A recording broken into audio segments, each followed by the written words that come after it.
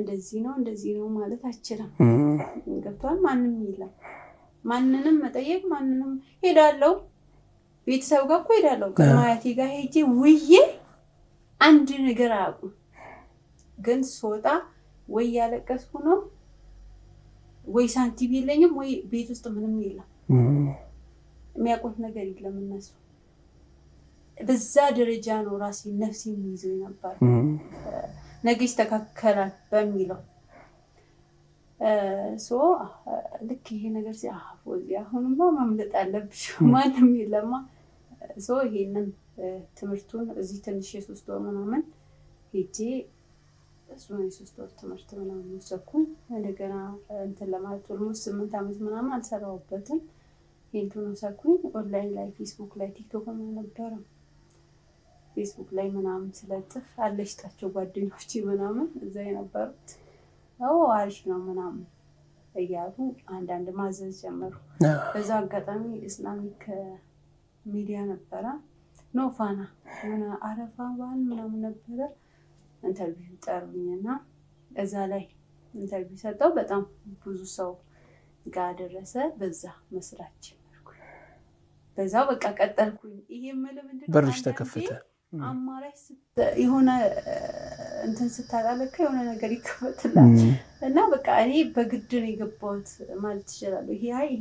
ነገር መስራት አለብኝ ይሄ ነገር ማድረግ አለብኝ ምናምን ብዬ ይሄ መርጬ ወስኛለሁ ኦፍ ኮርስ ተመሪዋለሁ መስራት እንዳለብኝ ሁሌ ነው ማሰበው ሰራለው ሰል እርግዝና ይመጣል የሆነ ነገር በዛ ውስጥ ነበርኩኝ እና በግድ ራሴን ገፍቼ እዛ ውስጥ አስገባሁትና ለዛሬ እዚህ ደረስኩኝ ማለት ነው እንደው ጫናው አሁን ብዙ ጊዜ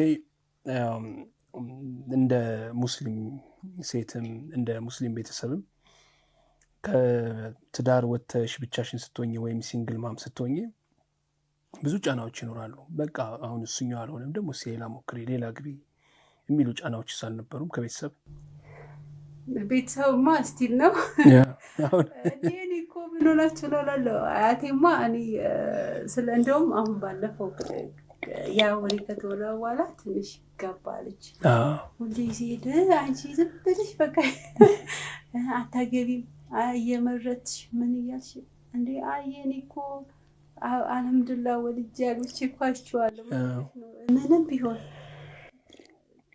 ከትዳር ጋር ነው የሚያምነው መልክም ይጠፋል በቃ እንዴ ነው የሚሉ ሁሉም ሰውና አይ ቲንክ ፋሚሊዎቼ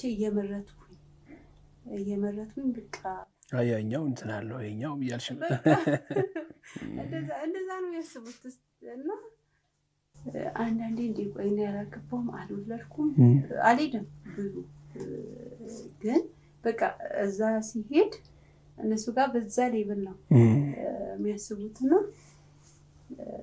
አለ ሰዎችም ጋር አለ ጓደኞቼም አሉ አንቺ ለምን ትመርጫለሽ በቃ ምናምን ሰዎች እንደዛ ይሏል ቢድሮ ፎዚያዋና ያው ፎዚያ ደግሞ አንድ አይሆንም ለትዳር የሚሰጡት ግምት ለትዳር ስለ ትዳር የሚያስቡት አስተሳሰብ አራባና ቆቦ ነው የሚሆነው እሱም የራሱ አሉታዊ ተጽዕኖ ይኖረዋል አይደል እቺም ድሮ በሃያዎች ውስጥ የነበረችው ፎዚያ አቃይ እንደዚህ ነው ትዳር ብላ የገባችበትና አሁን ደግሞ ስትገባ ብዙ ሐሳብ ብዙ ማውጠንጠን ብዙ መንገድ ልትጓዝ ትችላለች እሱ ይመስለኛል አንዱ ምክንያት አይደለም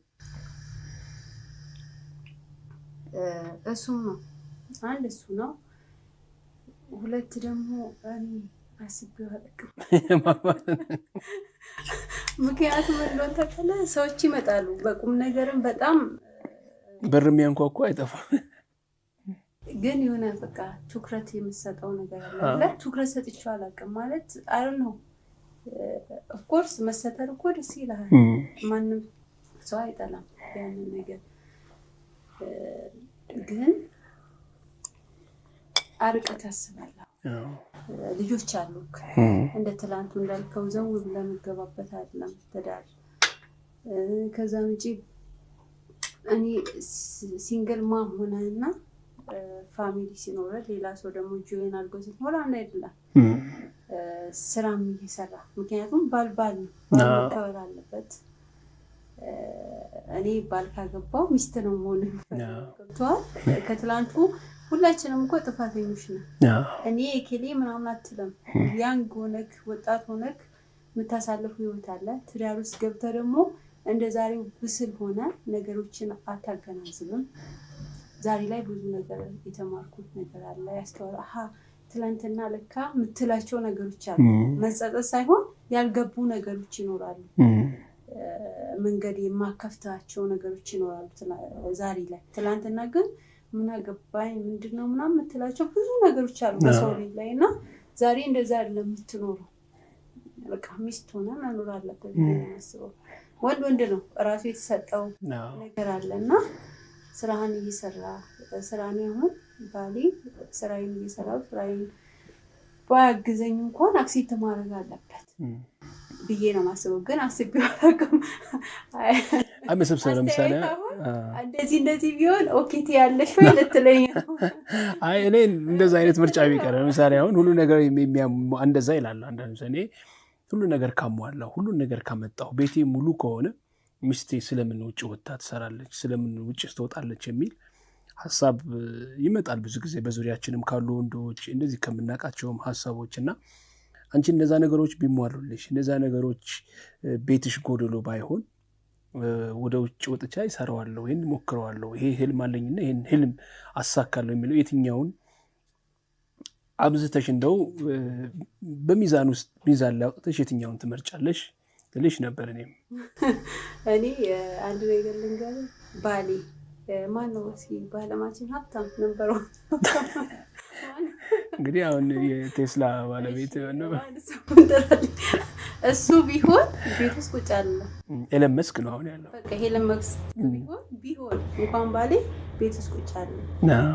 እኔ ቤት ውስጥ ነው ቁጭ አልኩ። ዘና ብዬ ነው ስወልድ በሶስት ሰራተኛ በምቾት ነበር።